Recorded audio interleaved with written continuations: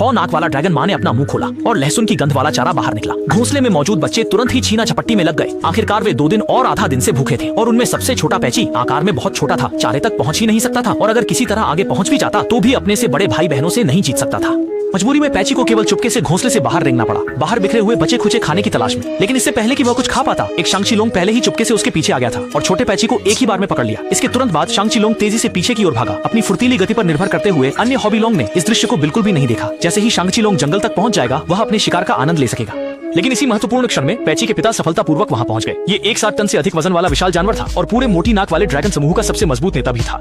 शांग चिलोंग को विरोधी की भयानकता का पता था, इसलिए उसने सीधे शिकार को फेंक दिया और पैची इस तरह जंगल में गिर गया, जबकि शांग चिलोंग मौके का फायदा उठाकर भाग गया। पहली बार चाओशुए छोड़कर बाहर की दुनिया को देखकर छोटा पैची सब कुछ लेकर बहुत जिज्ञासु था। पास से गुजरते हुए विशाल जीव को देखकर उसने सोचा कि यह उसका पिता है, लेकिन जैसे ही वह उसके पास पहुंचा, एक ढेर गोबर गिर गया जो सीधे उसके पूरे शरीर पर लग गया।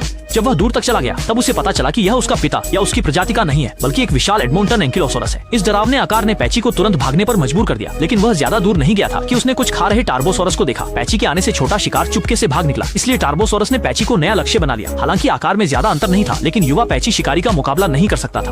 और बाकी से ज्योमेट्री के क्षण में ड्रैगन माँ समय पहुंच गई और छोटे पैची को सफलतापूर्वक बचा ली। दैन शायद यह जन्मजात मूर्खता थी। कुछ महीनों के बाद उसके भाई छोटे पेड़ को गिरा सकते थे, लेकिन पैची चॉपस्टिक जितने पतले पौधे को भी हिला नहीं सका और अंत में लगभग पौधे द्वारा मारा गया। इस दृश्य ने पैची के परिवार को बहुत निराश कर दिया। अच्छी बात यह है कि मोटी नाक वाले डायनासोरों में पारिवारिक भावना होती है और उन्होंने पैची की उपेक्षा नहीं की। ठंडी हवा के आगमन के साथ मोटी नाक वाले डायनासोरों का झुंड भी हर साल एक बार होने वाले प्रवास की शुरुआत कर रहा था। क्रिटेशियस युग में जब विशाल जीवों का बोलबाला था, सभी अकेले रहने वाले शाकाहारी जीव बहुत ही खतरनाक स्थिति में होते थे। यहाँ तक कि मोटी नाक वाले ड्रैगन भी बड़े समूह बनाते थे और सबसे कमजोर बच्चों को बीच में रखते थे। अधिकांश शिकारी इस दृश्य को देखकर उनका शिकार करने की हिम्मत नहीं करते थे। लेकिन इतने बड़े समूह का प्रवास भी नुकसानदायक हो सकता है, क्योंकि यह सबसे शीर्ष शिकारी को आकर्षित कर सकता है। उन शक्तिशाली टायरानोसोरस परिवार के सदस्यों का सामना करने पर कितने भी अधिक नासुटोसोरस हों, वे प्रतिरोध नहीं कर सकते।